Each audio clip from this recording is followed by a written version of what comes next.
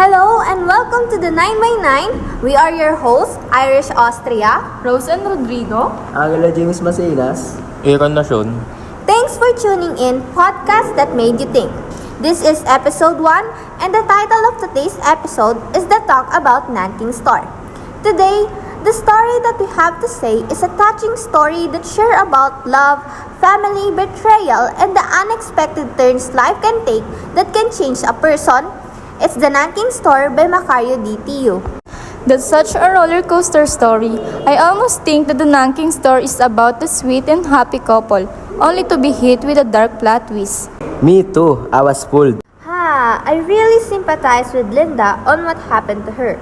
It's already hard to shoulder the criticism of other people, but she also shouldered the criticism of her own husband and her husband's family side. That's true. She's so strong on holding on. I don't even think I can try as hard as her on shouldering the gossip of those bystanders. If only her husband supports her until the end, we will have a great happy couple. Alas, the pressure of society and societal norms get in the way of their love. Really true, but aside from feeling sympathy for Linda, there is something that I'm very curious about on the story. Oh, what is it? Do you remember how people are gossiping on Linda and Peter? On who in the infertile one on them? I think Linda is the infertile one because I remember when Peter had a child with the Visayan bar girl. I will disagree on that. I think Peter is the infertile one. I have this theory that the Visayan bar girl is impregnated by another man. Remember how Linda is pregnant?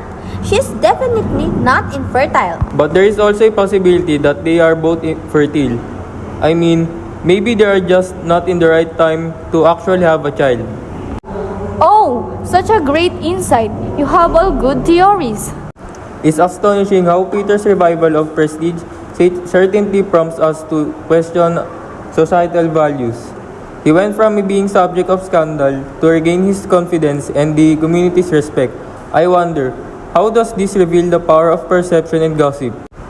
In my opinion, it says how people really care on what others think, and the people on the center or the topic of those gossip will do many things just to be the standard or wants of what those gossipers. Gossip is really scary and deadly. True, it's scary to think that just because of those townspeople gossiping, the couple's life began to turn around.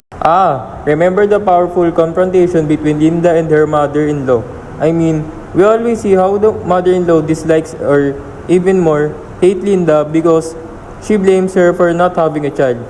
I am wondering, what were your reactions to this scene? And how did it change the dynamic between them? I was rooting for her and was proud for her standing up to herself. Even if the mother-in-law is older than Linda, I don't think that's any problem or issue. I believe that respect shall begets respect, and the mother-in-law didn't even give respect to Linda, making the slap that Linda gave her well-deserved. I am angry on her mother-in-law because she treated Linda as if she is not Peter's wife. She also scolded and slapped Linda, which she didn't expect. So when Linda also slapped her, it was like bam! The mother-in-law left in shame. Really deserved. Indeed, the showdown between Linda and her mother-in-law was a turning point. It's fascinating how this family quarrel became a community spectacle. I might say about how human nature and our tendency to follow personal conflicts like a TV soap opera. That's true. After all, conflict creates drama and drama spawns interest of the people. It's really the human nature on sticking to others' life even if it's not their business and taking entertainment on those conflicts. I mean, even me, I like drama. Same. Same. It's clear that Linda endured harsh treatment for a significant time. What do you think made her tolerate it for so long? And was there a particular trigger that led her to assert herself? Linda's perpetual tolerance of harsh treatment over such a long period of time can be attributed to many factors. Oh, what are those factors? Don't you think that individuals may tolerate mistreatment out of a sense of fear or powerlessness? Linda may have felt trapped in her situation, lacking the resources, support, or confidence to challenge the mistreatment she faced. Additionally, she may have been influenced by social or cultural norms that encourage speaking out against mistreatment or prioritize maintaining understanding over asserting oneself. That's a great point. The influence of their cultural norms really may have gotten her. Just like how Peter was pressured by those norms. Yes, exactly. Okay, let's move on. I wanna talk about Linda's transformation after Peter's death. I mean, she just emerges from the shadow. What does this tell about her character and what might have empowered her to change her circumstances? I'm going to be honest. Linda's transformation is something that I was looking forward to happen in the story and rooting for someone that is mistreated to standing up for themselves. Her being so resilient and strong despite the betrayal, abuse, and being the center of gossip is admirable and very inspirational. And her being empowered might be because of Peter dying and she needs to handle the Nanking store that she changes. Wow! Is it even your first time reading it? I feel like you already know that Linda will change after all those bad events that happened to her. It's not like it's hard to think that Linda might change. I mean, Linda's transformation after Peter's death and her emergence from the shadow can indicate significant character growth and empowerment. It suggests that she has undergone a profound change in her perspective and circumstances on the things she experienced, allowing her to insert herself and take control of her life. Angelo is really bad at reading the lines. Whatever you say, I don't even want to defend myself anymore. Okay, we'll stop. Let's just talk about the unexpected twist. Drumroll please! Linda's pregnancy. We can all agree that we thought Linda is the infertile one, right? So it's definitely a surprise that she is pregnant. How do you think the community react and what did it really reveal about their values and judgment? I agree with you. I'm also surprised. In my observation, the community's reaction to Linda's pregnancy was mixed and varied. At first, some people may have mistaken her weight gain as simple weight gain. But it became clear that her body had grown in a way that indicated pregnancy. When the truth was known, people have different options about the situation. That's right. Just like how they react to when Peter have an affair. There are two sides of opinions. One, criticizing Linda on how she got pregnant. And two, happy for her and wishing her well.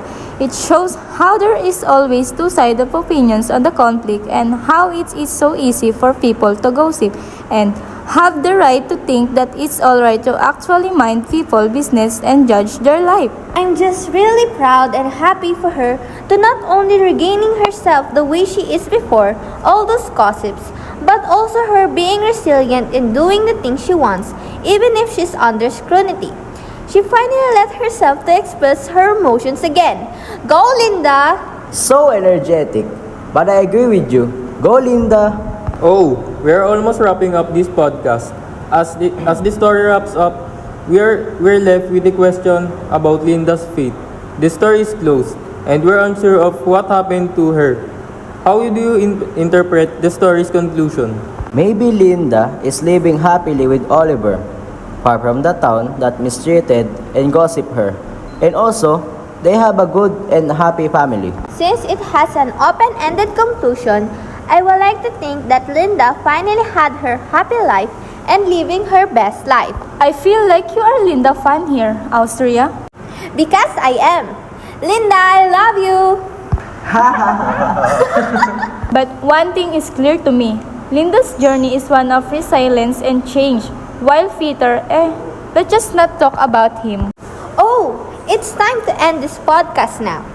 Dear audience, if you'd made it this far, I just want to take a moment to thank you for listening right through and to express my gratitude for following this episode of 9 by 9. We talk about the life of Peter and Linda, how societal and cultural norms can pressure people, the human nature to like gossip, and how these gossips can affect people.